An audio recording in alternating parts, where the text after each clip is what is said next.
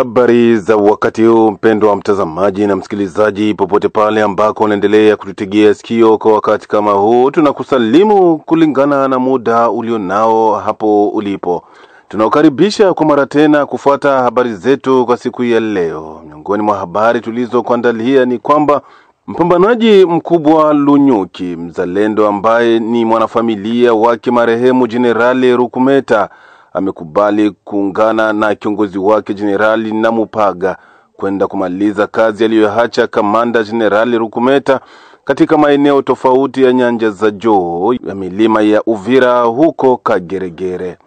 Kamanda Namutaga ameahidi kuendelea na mashambulizi makali dhidi ya M23 katika maeneo tofauti huko Kamanyola na sehemu zingine ili kwenda kuingia moja kwa moja ndani ya mji wa Bukavu.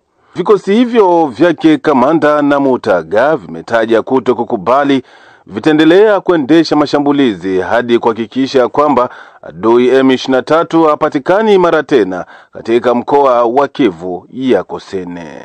Wacha sasa tuangazie habari zetu na habari zingine hizi zinazotaja ya kwamba wachambuzi wa masuala ya kisiasa wanataja kusikitishwa kuona namna serikali ya Jamhuri ya Kidemokrasia ya Kongo wanavyokuwa na uzembe ndani yake, kwa vile M23 wanaendelea kunasa vijiji vingine vya ndani ya mkoa wa Kivu ya Kusini.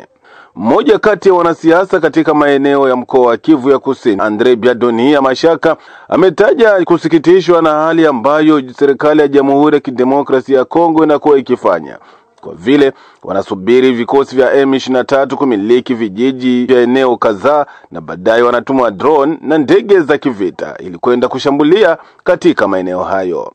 Andre Biadonia Mashaka ameomba serikali ya Kinshasa kuwa naendesha mashambulizi ya drone za kivita mara pale tu ambako vikosi vya wazalendo na jeshi la taifa FRDC vinaendelea kupigana na waasi hao wa M23.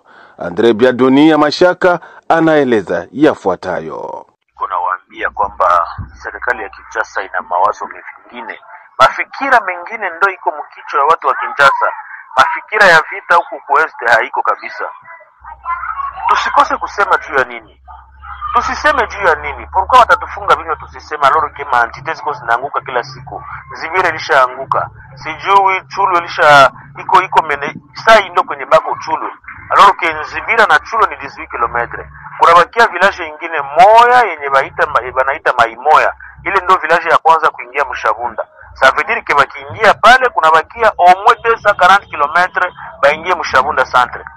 Na ile espace yote ni forêt. Hakuna nafasi ya banaweza kudeborde, sio watadeborde. Mimi naomba na exhorte FARDC bangali kumlengo wa kutetea nchi na bazalendo basaidie peuple congolais, batege maambiskade mule, parce que serikali haitawezekana. Madrone tuko nazo ni za nini? Helikoptere tuko nazo ni za nini? Pourquoi tutakuwa tunatumikisha madrone wakati enemy shakamata eneo? Pourquoi ile mahelikoptere haiwezi kuwa intervenir, madrone haiwezi kuwa intervenir mapema sana? Tulishafanya malobinge, tunaambia serikali tusaidie ipige Kageregere. Kwa sababu Kageregere kuipiga leo wala Minembwe kupapiga leo bila kutumikisha drone wala helikopter ni vigumu sana. Memutangoya adua najisuka kisha ndo mnasema no, alikamata ingine eneo, tutoe sasa helikopter. Helikopter anaenda fanya nini alors que enemy asha kamata nchi? Muna bombarder Nzibira jana alors que ilianguka depuis dimanche. Pourquoi ne pas bombarder au moment où ennemi alikuwa konaingia Nzibira? Pourquoi bombarder kile wakati? Balikuwa wanangoya nini? Complicité ko quelque part. Kongole muangalie mbele, mfungule macho. Nchi iko natuenda polepole bila sikuona. Nchi iko natuenda bila kuona. Bene biko Kinshasa ondirea tuko nao kumstari moja, tuko kulengo moja. S'il vous plaît, tufungule macho. Watu wanasema Andra na kritika katu gouvernement. Nitakosa kritike gouvernement inaifanyi kazi kwa nini? Nchi iko naenda. Mimi sina nafasi bila kukimbilia. Niko na watoto plus ya 9. Huko watu yuko hapa Fizi, Baraka, Uvira, kuna watoto 12 hata wewe wapi mkinywa? Ndio maana tumetoa wazalendo watusaidie kuresiste. Wazalendo wanaresiste, habana soutien, hawako souteni. Kwa masasi budogo kuna babatia wa kushidefendre. Ni auto defense tuko tunafanya. Haiko vita, hatufanani, tuko mvita. Ni si population ndo tuko na boga tume. Kinshasa inajua kama huko hakuna vita. Kama bashafanya vya kufanya vyao watuambie clairement, hatuko tena na mwezi tutajua kisingine ya kujipanga. Peuple congolais tajipanga en charge. Yo yenyewe, c'est trop. Tuangazie habari zetu hizi na habari za huko Kasenga ni kwamba mwili wa mtu mmoja umeokotwa ndani ya kisima cha maji ukiwa katika mazingira ya kutatanisha asubuhi ya siku ya 4 tarehe 2 Oktoba 2025 katika kata la Kasenga manispaa ya Kamvivira mjini Uvira. Kwa jambo hilo vuguvugu machozi ya raia laomba kwa vyombo vya usalama kuvalia njuga swala la usalama wa raia. Emmanuel Abedi ni mratibu wa muundo huo ndani ya moja wa Uvira, anaonesha hapa namna tukio hilo lilivyotokea. Hiyo ni habari ya kweli kabisa. Mtu mmoja ni mdogoti wa mitoni washamuoa na kufanyika identifier zake ndio za kuwa ndio verke wanachunga masuala ya security ndio kupata identifier na certain precision. Tunafikiria kwamba ukosefu wa usalama au hali ya mauaji bon quelque chose yenyewe nasumbua vile pia Uvira haiko tu leo, donc na kwa vile ka kitu yenyewe kanasumbua watu wa Uvira. Tunakuwa tunasaidia tuna viongozi, inaleta mali moja mbaya sana wasiwasi na kutokuwa tena na uaminifu na vyombo vya usalama kulingana na hayo. Sasa encore ramasser sans vous ka presence hizi ndio kuambia sema ni jina mtu fulani ama mtu fulani. Okay, parmi watu watafanya enquête na kutengeneza vizete vifanya enquête resultat watapata ndio tunaweza kupatia. Na fikiria kwamba ukiangalia hata kwenye mtu alikufia na kuonekana mtu pia sio wale habari kwa mshimo. Donc kama ni incident tunaiwaka incident kina kwaka hivyo mtu andando tombe a partir ya hospitali na ile yeye analamuka tu mchana tatu unaona mtu deja na maisha unaleta nteboga kidogo kwa wakati. C'est vrai que à Uvira kuko ma plusieurs unités ya soda notamment bazalendo FARDC polisi vraiment ni bengi sana mais efficacité ya kazi ndio kuendelea. Parce que si ndakuelezea kama ni problème effective ama ni nini wala technique kwa ndio sema kungambuzi wana zaidi kwa faible chaque moment que nous alertons que maviko kwa arraché donc ationa mamezire nyisha kwa prise itatuambia sema hapa assurance ya vie inaonekana kwa mzuri. Upande mwingine Emmanuel Abedi ameshtumu vyombo vya usalama kwa kuwa na uzembe ndani yake katika ulinzi wa raia ndani ya mji wa Uvira. Emmanuel Abedi anaeleza mara tena. Sadira quelque part aussi serikali ya mahali iko na fali zinaita malisia ale donc efficacité tena ya appareil sécuritaire ifai kazi mzuri parce que kwa watu makoto wanaanza onesha les bons voisinage wakati mtu ashakufa umetangia mtu angali mzima tuko qualité tunawaambia renforcer ma patrouille surtout dans des milliers parce que au Uvira presque kila quartier iko na bagénéral bazalendo presque kila quartier iko na bagénéral bazalendo bashaka kabla ma axe donc kama mtu amwarashe vile quelque part aussi tunasema kama la population pia inachangia parce que kama population effective dénoncer aussi c'est aussi un grand fléau parce que responsabilité pale iko partagée. Angalia tu kwa serikali tu pia tunaangalia pia na jicho kwa raia. Wakati raia ifanye kwa bien, cela veut dire que part aussi tutakuwa na usalama yenye itakuwa rasire ya mwile mafasi ya vita. Na wazo ile administration parallele ilikuwaka au moins autour ile pesa karudisha ishaka jimpilizi na pouvoir zake zote.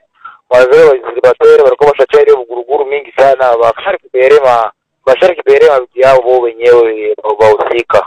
En fait, pour l'instant, donc, on a continué la collaboration, on a des franches collaboration, malgré les trucs que on a prévu, qu'à l'aise, on va se comporter, on va mener à moins.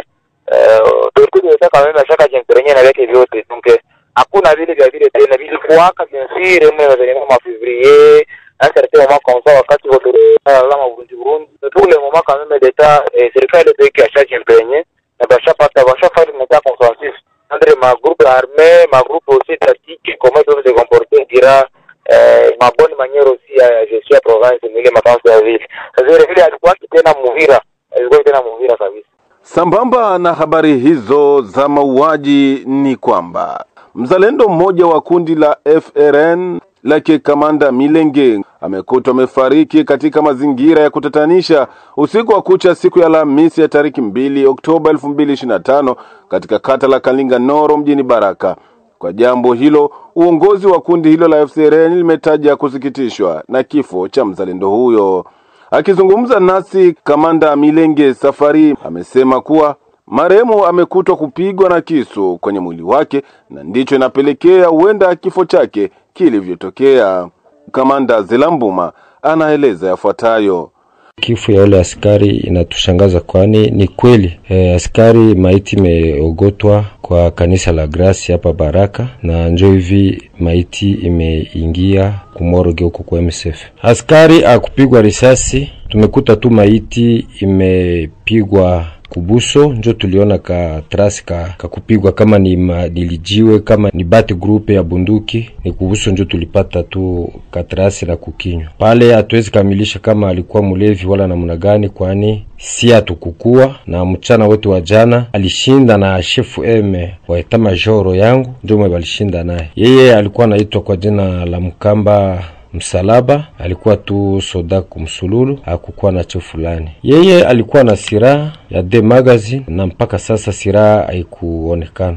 Kwa namna mnavyofanya uchunguzi na tathmini, wenda labda mjagundua sababu ni nini, wala kuna malumbano yote? Malumbano hatuwezi sema kuko malumbano ya sisi kwa sisi, ila ni kufuatilia tufanye maankete. Lakini pour les autres enquêtes, kiongozi mwenye alishinda na yeye ule askari na mwenye alifika vipande ya saa 5 ya usiku iko na ule askari, ndio mwe tunafunga pour les autres enquêtes, tujue alitembea je na aliachana na soda je, na soda alikufa namna gani na alikuwa wapi. Hiyo ndio habari na waza tungali tunafuatilia ule kiongozi mwenye alishinda na mtoto na alitembea na mtoto usiku. Mwishowe ameongeza kuwa ni vigumu usalama kuimarika ndani ya mji wa Baraka, kwani vikundi vya wazalendo ni vingi, na hivyo kuna uongozi mmoja unaoongoza vikundi hivyo.